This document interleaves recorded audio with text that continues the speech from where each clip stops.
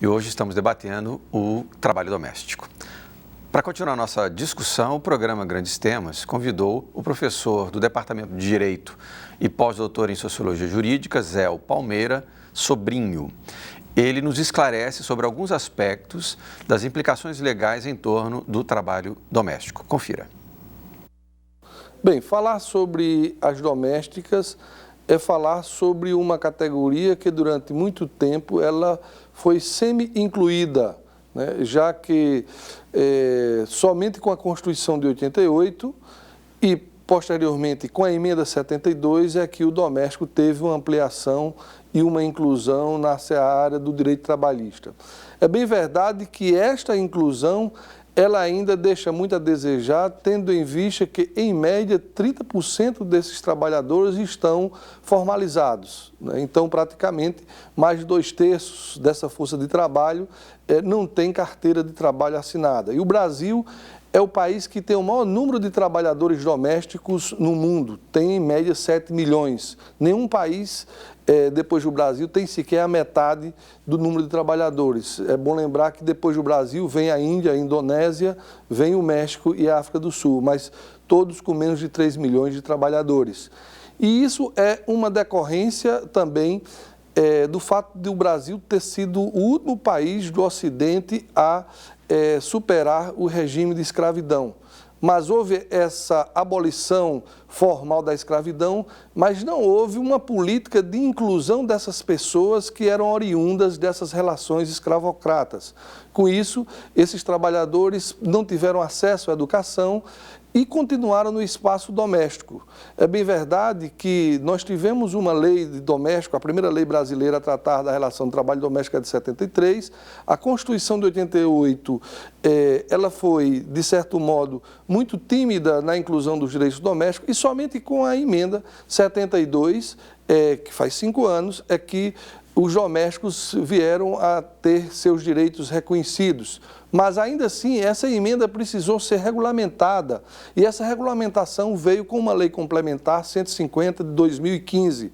Essa lei complementar, ela trata praticamente da extensão de todos os direitos de um trabalhador normal para o trabalhador doméstico. É bom ressaltar também que há uma convenção internacional. A última convenção da OIT, a Convenção 189, trata do labor doméstico e recomenda que sejam observados os mesmos direitos que são estendidos aos demais trabalhadores urbanos. Essa preocupação da OIT, ela se deu principalmente ao verificar que em países periféricos como o Brasil, o México e a Índia, ainda era muito comum o trabalho doméstico.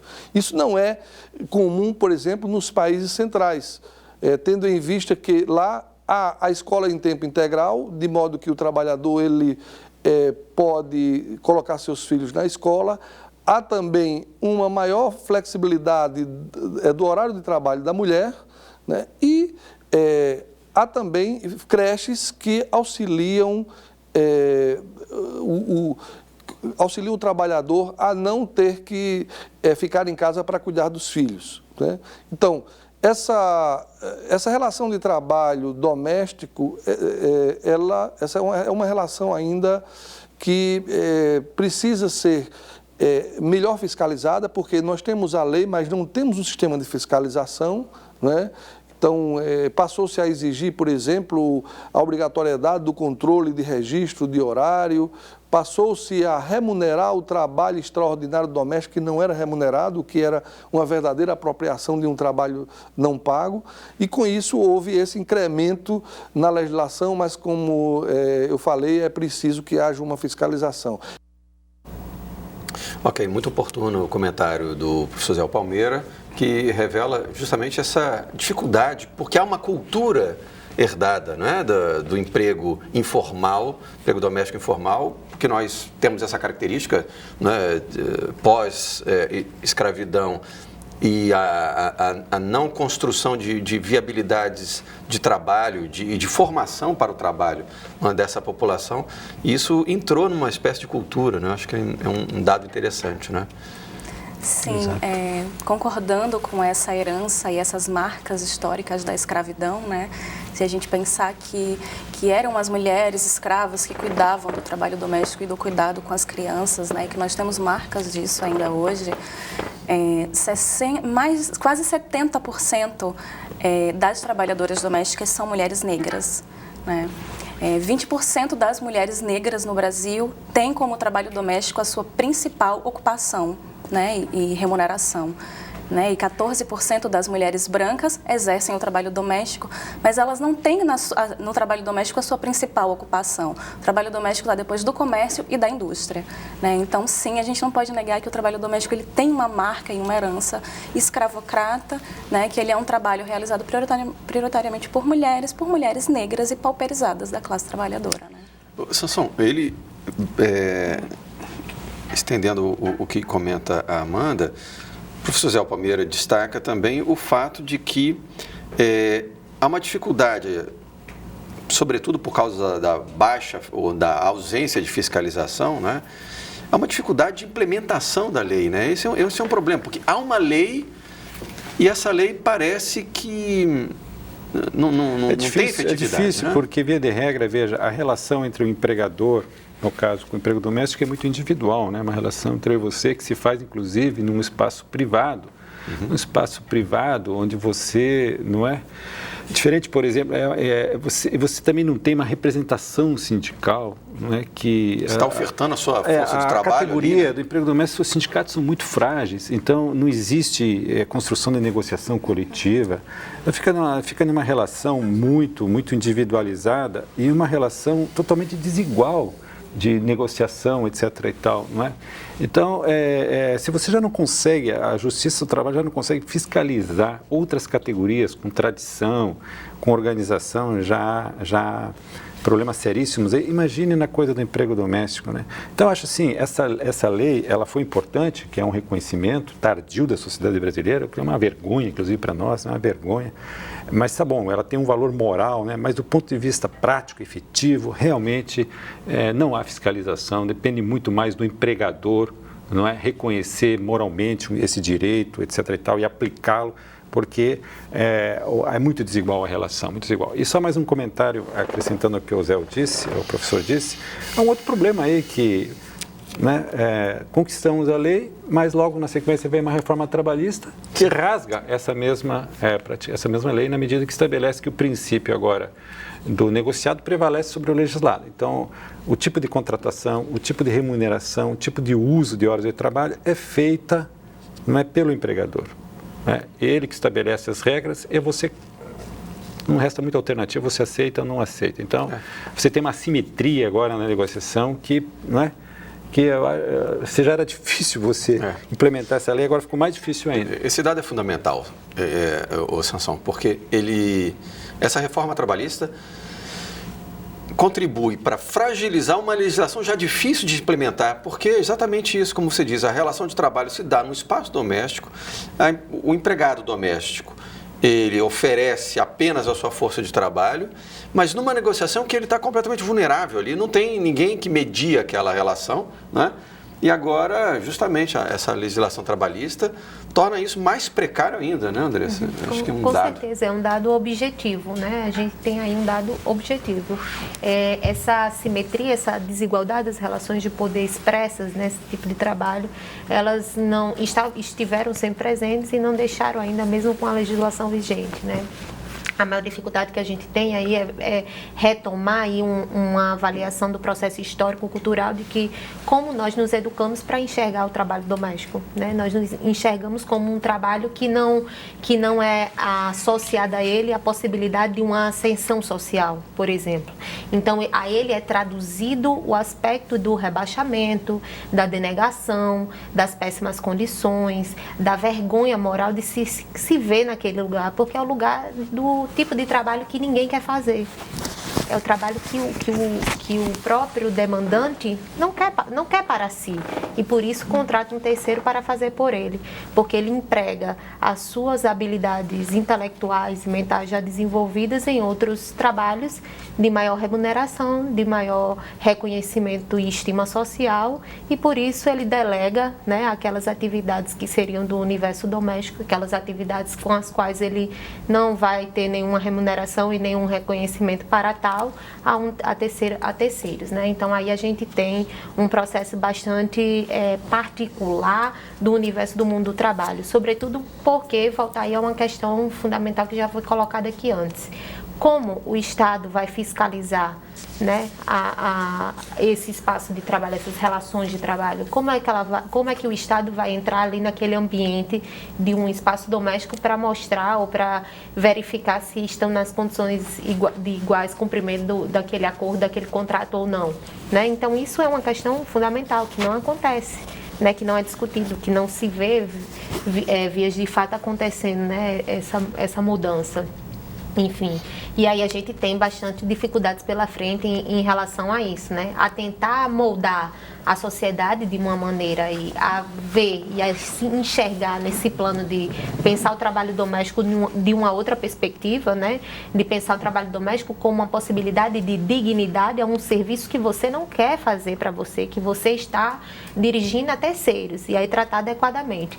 Entre os trabalhos e as pesquisas empíricas relacionadas ao mundo do trabalho que eu tenho lido ultimamente, uma das categorias centrais que tem aparecido a gente tem um reconhecimento jurídico, né, na forma, na letra da lei, você expressa isso nos marcos regulatórios, na lei, na PEC, mas e no mundo da vida, né? E aí no espaço doméstico, esse reconhecimento, ele se verifica? É possível a gente falar que há uma demanda de dignidade ali que está sustentando essas trabalhadoras domésticas? Nos casos em que eu tive acesso, né, a partir das dissertações e trabalhos de doutorado que eu tenho lido, a maioria das trabalhadoras domésticas se veem bastante fragilizadas, né? Não são reconhecidas, embora é comum, né, se observar e ouvir que você é parte da família. Você é parte de nós, você pertence a esse lugar, você pertence, você faz por amor. Então aí a gente entra numa discussão em que você tem, de fato, aí um reconhecimento parcial. A gente tem um reconhecimento jurídico, mas no plano, né, do reconhecimento da estima social vinculada ao indivíduo, não há esse reconhecimento. Então, os abusos, o distrato, a maneira indelicada e mal educada com a qual as pessoas se tratam no ambiente íntimo ainda é bastante acentuado, né? Ainda expressa essa assimetria de poder e essa tentativa de humilhação e de estabelecer essas hierarquias de maneira muito violenta. Andressa, assim, a gente tem uma diferenciação que é importante para aqueles que estão nos assistindo a gente destacar, que é a distinção entre o trabalho doméstico, que agora é regulamentado, né, por lei, e então é o mensalista, né, e a figura do diarista, né, que já existia. Exatamente, né? Agora, se você não tem uma fiscalização, o problema é que a gente está aqui numa fronteira, né, muito tênue, que acaba transformando aquilo que deveria ser uma relação de trabalho formal, assegurando uma série de direitos que a Amanda lembrou, né? 13º, férias, feriados, né? Negociação de jornada de trabalho, etc., para uma outra relação que é a do diarista, que pode trabalhar contínuo ou não até 2 dias na semana, né? O problema é se você não tem fiscalização e se o trabalhador está numa condição vulnerável, não é? Ele acaba, muitas vezes, se submetendo a uma outra modalidade que aí já, né, entra no quadro mesmo do trabalho doméstico. Então, as pessoas precisam estar atentas a isso, né? Se você contrata um trabalho doméstico por 3 dias na semana, isso já configura, mesmo não sendo contínuo, ou seja, a intermitência, ela não fere, não descaracteriza o emprego doméstico. Se for por 3 dias ou mais, já deveria ser enquadrado. Mas veja bem, as pessoas já não regularizam quem já tem uma presença permanente, né, no emprego doméstico. Imagina que vai regularizar uma diarista nessas condições mesmo de... Aliás, eu não sei qual que é a avaliação de vocês, mas me parece que o trabalho de diarista ainda é mais perverso do que o trabalho do emprego doméstico. Porque são mulheres, né, que trabalham... há uma interpretação do trabalho da diarista, assim, que você tem a expectativa que ela chegue na sua casa e realmente deixe a sua casa brilhando. Chegam cedo, 7 horas, saem muitas vezes no final da tarde, né, para ganhar 80, 100 reais. Mas é um trabalho absolutamente exaustivo, que deixa a pessoa cansada. A pergunta é a seguinte: essas mulheres, quanto tempo elas conseguem suportar essa condição de trabalhar 3, 4, 5, 6 vezes na semana de diaristas, longuíssimas jornadas de trabalho exaustivas, extenuantes? Eu vi o testemunho aqui de uma terceirizada aqui da UFRN, que ela disse: César, eu como diarista, eu ganhava mais do que eu ganho aqui, não é? Mas por que ela... Interessante, tem a ver com a questão da dignidade também. Primeiro porque ela não suportava aquelas jornadas de trabalho exaustivas diárias. E segundo, porque realmente você não tem uma incidência sobre direitos no trabalho, você não tem, né, todos esses direitos. Se você não veja tem bem, e a questão da dignidade, ela falou: eu prefiro ganhar menos, mas veja, há um reconhecimento da sua dignidade como trabalhadora. Ela tem um uniforme, ela tem uma jornada de trabalho, ela usa um crachá, ela tem direito às férias, não é? Tudo isso que o Andrés falava, que lamentavelmente o emprego doméstico não dá à pessoa esse status da dignidade. Não dá. É um trabalho digno, que sustenta milhares de famílias, mas não há, em função exatamente disso que se criou socialmente, né, se construiu na sociedade brasileira em relação a essa atividade. Vocês têm algum dado, Amanda, sobre essa questão de diarista, como é que... Só as diferenças de configurações mesmo, né? Que as diaristas são aquelas que realmente é um trabalho não contínuo, né? Até 22 horas ou 24 horas, se não me engano, que teriam essas configurações de serem diaristas, né? E concordo que é um trabalho extenuante, são jornadas de trabalho longas, extremas, né? E sem nenhum acesso a direito, né? Sem garantia do trabalho, com baixos salários, né? Uma baixa remuneração. Você tem uma realização de altas jornadas de hora, né? De trabalho, sem ser computado isso, né? Então, é uma exploração e muito brutal mesmo. Com a perversidade que muitas vezes ela sai da jornada do trabalho da diária e ainda chega em casa e tem que continuar lavando, cozinhando, cuidando dos filhos. Realmente é muito perverso. A dupla jornada funciona também para as trabalhadoras domésticas, formalizadas ou não formalizadas. Porque além de cuidarem das atividades comuns, uma atividade profissional que elas desempenham, elas também acumulam suas atividades no seu próprio ambiente doméstico, né? Então a gente está falando aí de um processo bastante precarizado de atividade profissional e de desempenho, né? De atividade de trabalho. As mulheres hoje, as trabalhadoras domésticas, em sua maioria, elas acumulam muitas coisas assim, e outras, elas tendem a chegar a uma faixa etária mais velha, trabalhando ainda, né, nesse sistema e deteriorando o corpo, cansando o corpo, mutilando o corpo, se colocando em situações de risco, insalubridade. Né? E aí quando chegam para uma velhice não tem fundo de garantia, não tem garantia nenhuma de que vai ter uma aposentadoria, e aí entra num ciclo que é uma reprodução que a gente está vendo aí, sistemática, né? Mulheres que têm um perfil muito similar, mais de 30 anos, se reproduzindo nesse ambiente. E com isso, difícil acessar os espaços de reconhecimento, de implementação do reconhecimento jurídico. Se você não tem formação escolar, se você não tem a compreensão, né, de que você tem direitos ali que são inegociáveis e que precisam serem honrados no compromisso, como é que você vai contestar um patrão que está ali se aproveitando, que está ali, de alguma maneira, uma patroa que está ali impondo a você uma jornada excessiva de trabalho. É difícil, porque nessas relações aí, sobretudo, a assimetria de poder ela é preponderante para o silenciamento, né? Para fazer negociações. Você não está negociando de igual para igual, então é bem difícil. Perfeito. Nós vamos fazer agora mais um breve intervalo e retornamos daqui a pouco para continuar debatendo a questão do emprego doméstico. Até daqui a pouco.